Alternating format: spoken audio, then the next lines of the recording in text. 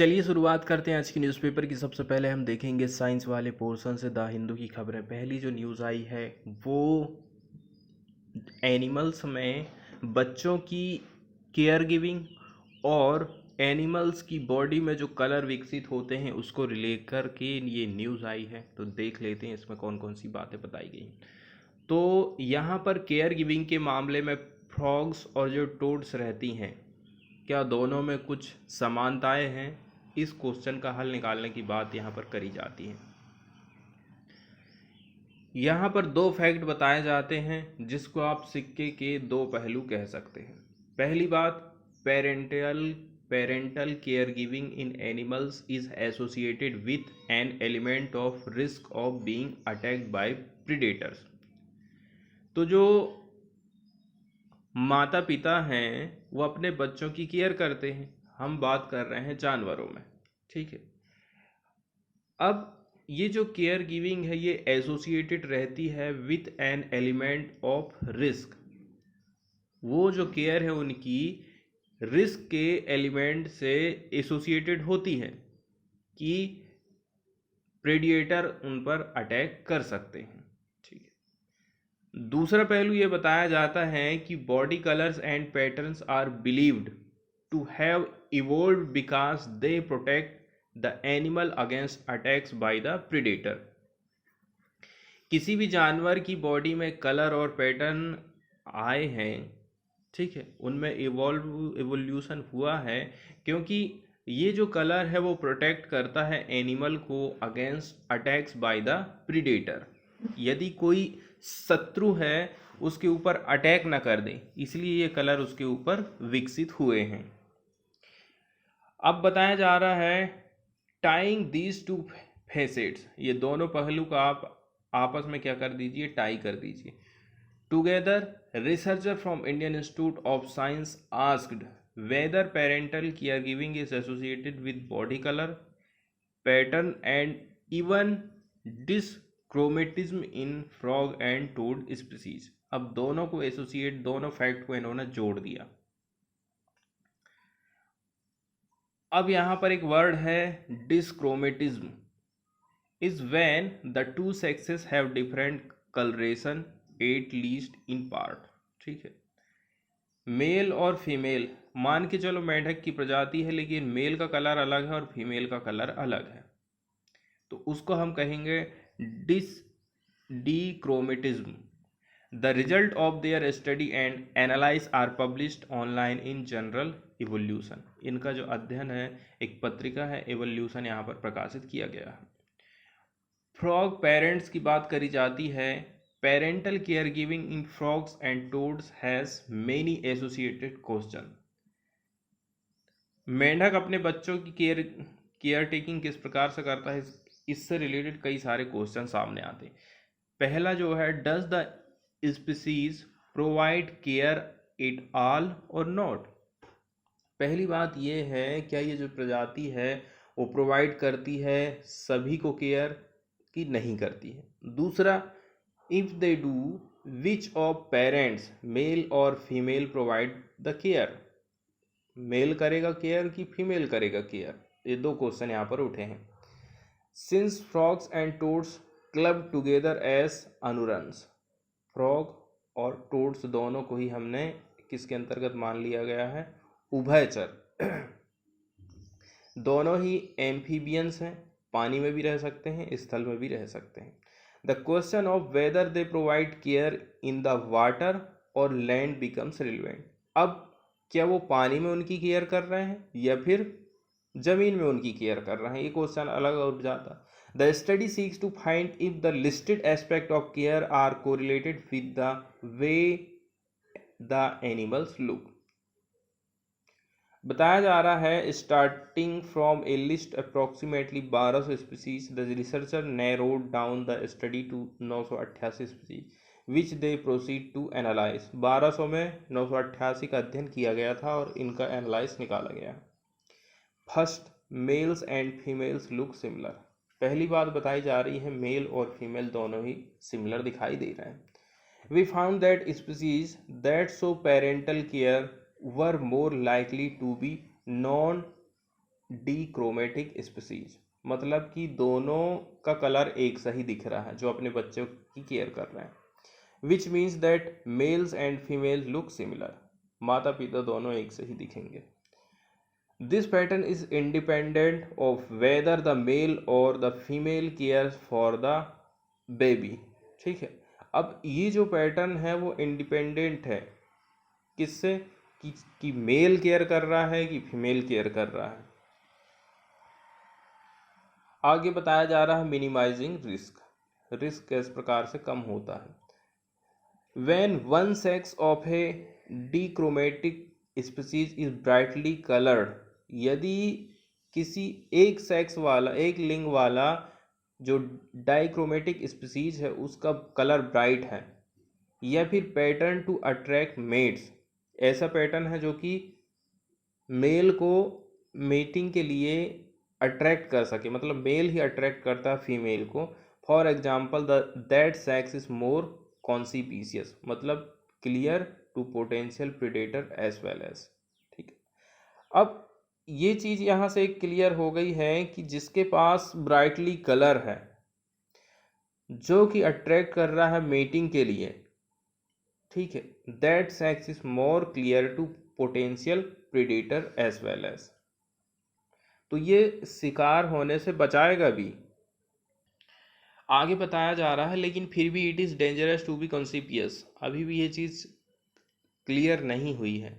This is why we predicted that evolution of care giving should same time incident, care giving जो होता है ना वो same time का स्टूडेंट इंसिडेंट होता है with the evolution of minimising the risk of unwanted attention, and hence monochromatic species are more likely to show care giving.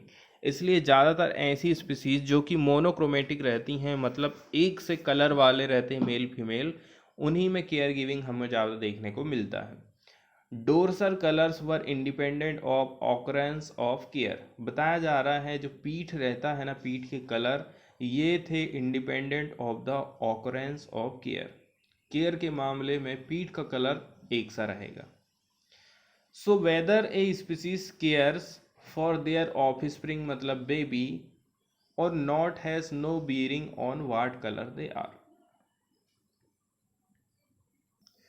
तो इसका मतलब ये हो गया कि देखो, whether a species care for their baby not और not has no bearing on what colour they are, उनका कलर कैसा है कोई फर्क नहीं पड़ता है, मायने रखती है उनकी केवल देखभाल करने वाली बात। This contradicted our expectation that providing care is dangerous and therefore care giving should be camouflaged और एपोसेमिटिक, ऐसा उनका कहना है। यहाँ एक वर्ड आया है एपोसेमिटिक, डिनोटिंग कलरेशन या फिर मार्किंग सर्विंग टू वार्न और रेपल प्रेडेटर्स। एपोस्मेटिक इसका मतलब होता है हमारी किसी की भी बॉडी में जो कलर आते हैं ना, ताकि वो जो प्रेडेटर रहते हैं उनसे बच सके, उसी के लिए ये वर्ड यूज़ किया गया है। अब इससे सामने वाले शत्रु को ये लग जाता है कि नहीं ये जहरीला है, इसको अपन नहीं खाना है। आगे बताया जा रहा है the presence of dorsal stripes, पीठ में जो स्ट्रिप पट्टियाँ पाई जाती हैं was significantly correlated with species where males alone cared, जहाँ पर भी पीठ में पट्टी दिखाई दे रही है किसी मेंढक में या फिर टोड्स में, तो आप समझ लेना कि वहाँ पर मेल बच्चों की केयर कर रहा है।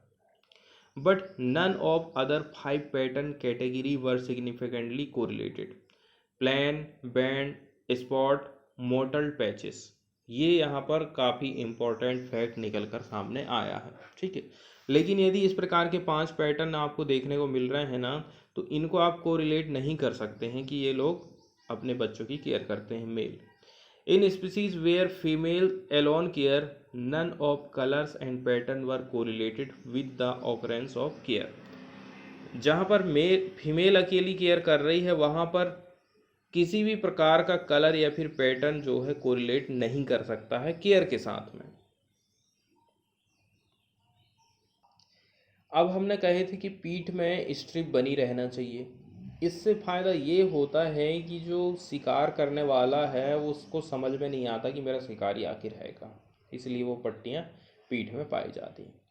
नॉलेज गैप की बात यहाँ करी जाती है। The work shows how studying amphibians can help in understanding more generally evolutionary biology, behaviour and ecology. बताया जा रहा है कि ये जो हम काम कर रहे हैं, ये एम्फीबियंस जो होते हैं, इनका यदि हम अध्ययन कर रहे हैं तो हम इससे ये समझ सकते हैं कि इवोल्यूशनरी किस प्रकार से हुई, बायोलॉजी कैसी है, बिहेवियर कैसा है और इकोलॉजी क्या चाहिए। ये सारी बातें यहाँ से निकल कर सामने आ जाती हैं। इसके बाद वाली जो खबर है वो हम द हिंदू से देखने वाले हैं। पहली न्यूज़ बताती है इंडिया और जापान के ट्रेड रिलेशन को। ठीक है, बताया जा रहा है इंडिया और जापान के जो रिश्ते हैं ना, आज से नहीं है, काफ़ी समय पुराने से चले आ रहे हैं। The friendship between India and Japan has long history rooted in spiritual affinity and strong cultural and civilisation ties dating back to visit of Indian monk Bodhi Sena in 752 AD। 752 AD की यहाँ पर बात करी जा रही है। The people of India and Japan have engaged in cultural exchange primarily as a result of Buddhism, which spread indirectly from India से Japan via China and Korea। बौद्ध धर्म का किस प्रकार से फैलाव हुआ, यहाँ पर बात करी जाती है। Prime minister Narendra Modi retreated mutual trust and faith, understanding of each others interest and concern. यहाँ पर हम मेनली देखेंगे ट्रेड वाले रिलेशन को, तो इकोनॉमिक रिलेशनशिप को हम देख लेते हैं। The India Japan comprehensive economic partnership agreement, CEPA जिसको कहते हैं हम, that came into force in August 2011 is the most comprehensive of all such agreement concluded by India. सबसे ज़्यादा महत्वपूर्ण है सेपा एग्रीमेंट इंडिया और जापान के बीच जो ट्रेड है 2011 से ये चालू हुआ है। जापान ने ऑलरेडी इन्वेस्ट कर चुका है 90 बिलियन डॉलर का, कहाँ पर, दिल्ली मुंबई इंडस्ट्रियल कॉरिडोर में। Japanese FDI into FDI India has mainly been in automobile, electrical equipment, telecommunication, chemical and pharmaceutical sector. यहाँ पर जापान इन्वेस्ट करता है। एग्जाम्पल के तौर पर सुजुकी। आगे बताया जा रहा, Japanese companies have established 10 Japan Indian Institute of manufacturing in India. Japan की कंपनी ने ऑलरेडी से इस्टेब्लिश कर दिया है यहाँ पर 10 Japan India institute of manufacturing. ठीक है। कोऑपरेशन इन रेलवे सेक्टर की बात करें तो Mumbai Ahmedabad high speed railway MAHSR, the ambitious project is being implemented with nearly 90% financial support and technology from Japan. 90% सहयोग जापान का है इसमें, Mumbai Ahmedabad high speed railway में। आगे बताया जा रहा है, the two country have agreed to a bilateral swap agreement. Swap agreement कैसा है दोनों के बीच में, ये अलाउ करता है their central banks to exchange local currency for up to 75 billion dollar. इतने रुपए तक की एक दूसरे की करेंसी ये लोग एक्सचेंज कर सकते हैं। This is substantially more than 30 billion dollar currency swap arrangement announce between China and Japan. बताया जा रहा है Japan is the third largest source of FDI. FDI का सबसे बड़ा तीसरे नंबर का सोर्स है हमारा जापान। 28.160 बिलियन डॉलर 2000 से लेकर के 2018 के बीच में इन्वेस्ट हुआ है। Investment into India after Mauritius and Singapore. 57 Japanese companies have committed to invest 320 billion yen in India which is expect to create at least 3000 new job. अब हम न्यूज़ की तरफ आते हैं और न्यूज़ को देख लेते हैं। तो इसमें बताया जा रहा है कि आने वाले 5 साल में इंडिया और जापान इन्वेस्टमेंट करने वाले हैं 42 बिलियन डॉलर का।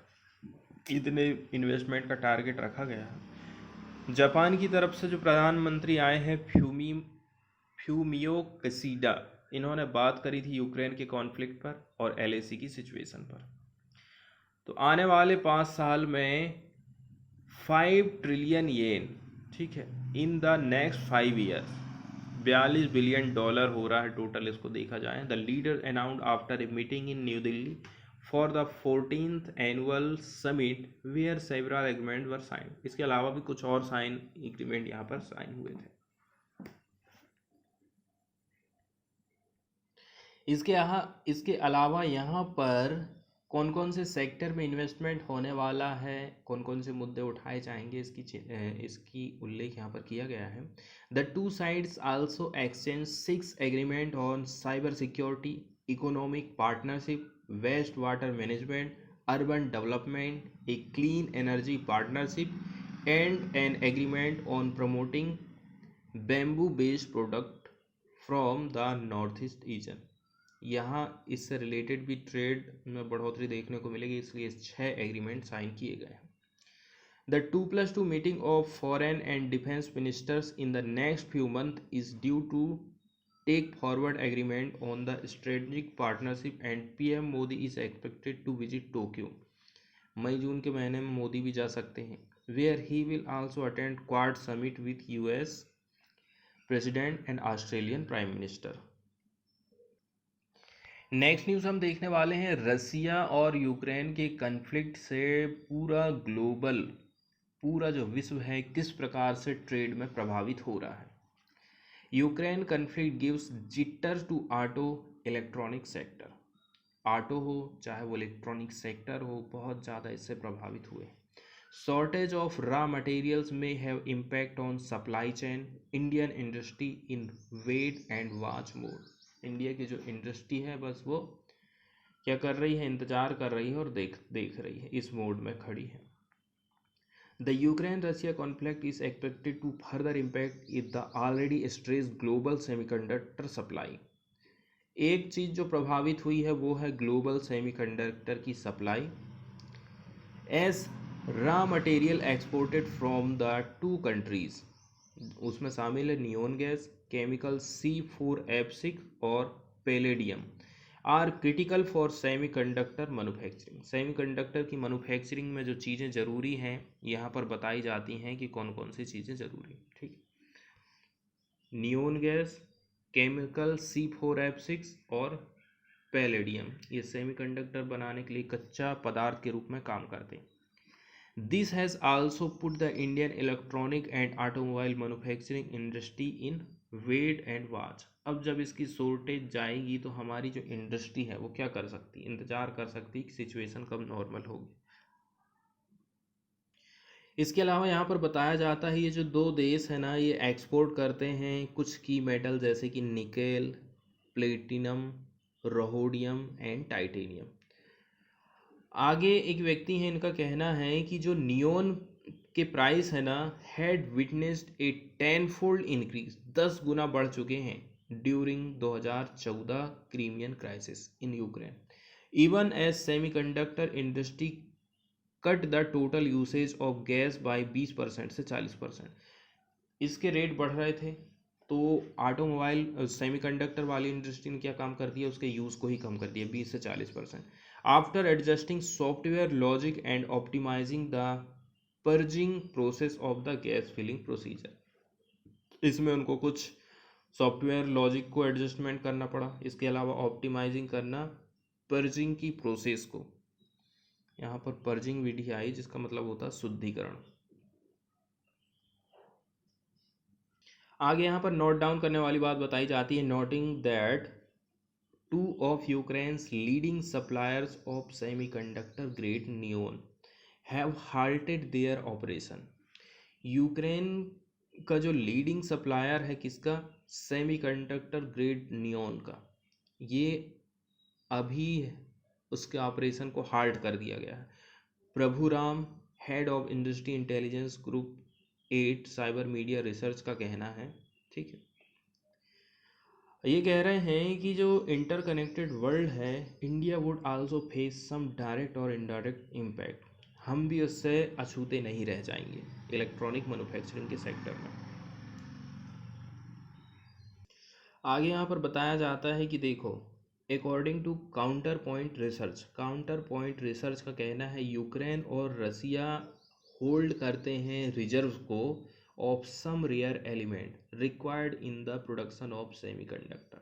ये दोनों अपने आप में क्या कर के रखे हैं, इनके पास कहना चाहिए भंडार है, जिनका यूज़ हम करते हैं सेमीकंडक्टर में, व्हीकल की बैटरी में और अदर रिलेटेड कंपोनेंट में। बताया जा रहा है Ukraine caters to almost 70% of world's neon demand. ये पूरी करता है 70% विश्व की डिमांड को नियोन के मामले में। नियोन गैस है, is by product of Russian steel plant. अब ये रशियन स्टील प्लांट का क्या है, एक बाई प्रोडक्ट है, which is then filtered and supplied by Ukrainian companies. इसका फिल्ट्रेशन होता है, फिर सप्लाई करी जाती है यूक्रेनियन कंपनीज को। The larger manufacturers of microchip and batteries hold some material in reserve. अब ये लोग क्या काम करे थे, जैसे मैं कोई चीज़ बना रहा हूँ तो मैं ऑलरेडी कच्चा माल रिजर्व करके रखा था,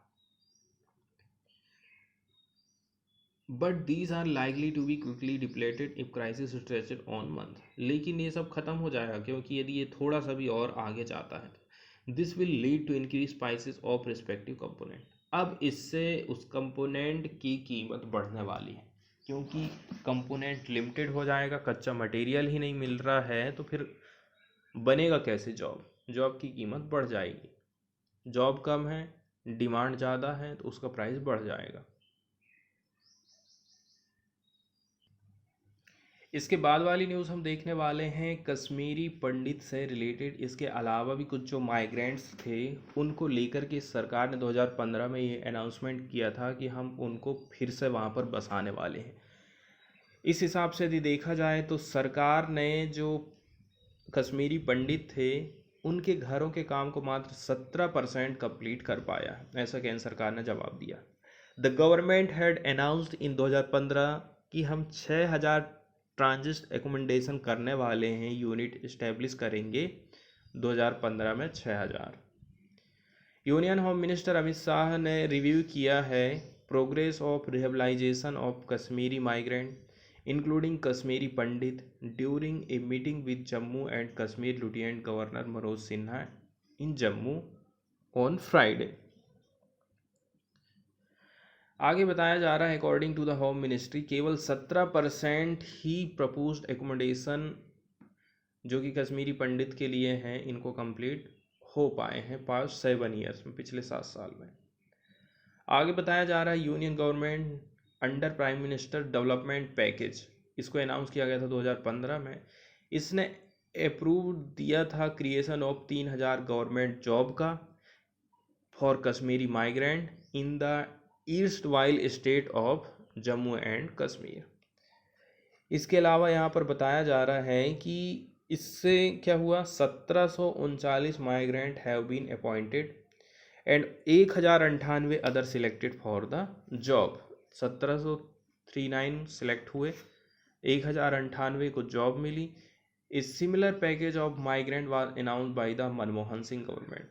2008 में मनमोहन सिंह ने भी अनाउंसमेंट करा था। 2905 job had been filled out of the 3000 jobs approved. आगे फिर बताया जाता है कि कितना क्या पैसा यहाँ पर अलॉट किया गया था, कितने घर अभी बन चुके हैं, क्या अभी कंडीशन है, और फिर कश्मीरी पंडित के बारे में यहाँ पर बात बताई जाती है। A large number of pandits were forced to leave Kashmir valley from 1990 onward due to rising terrorist attack and calls for violence against community. तो 1990 के दशक की ये बात है जब कश्मीरी पंडितों को यहाँ पर से मजबूर किया गया भागने के लिए। टेररिस्ट एक्टिविटी बढ़ रही थी, इसके अलावा वायलेंस हो रहा था उनकी कम्युनिटी के ऊपर। According to home ministry several Kashmiri migrant reside 8 existing transit accommodation. मतलब कि कुछ जो ट्रांजिट एकोमोडेशन हैं वहाँ पर ये लोग रह रहे हैं। वेसू कुलगाम में, मेटन अनंतनाग में, हावल पुलवामा में, नए टंसू कुपवाड़ा में और शेखपुरा बडगाम में और वीरवान बारामूला में in Kashmir valley other than camps in Jammu Kashmir. Camp में तो रह ही रहे हैं, इसके अलावा भी यहाँ पर कुछ ट्रांजिस्ट एकोमोडेशन की बात करी जाती है।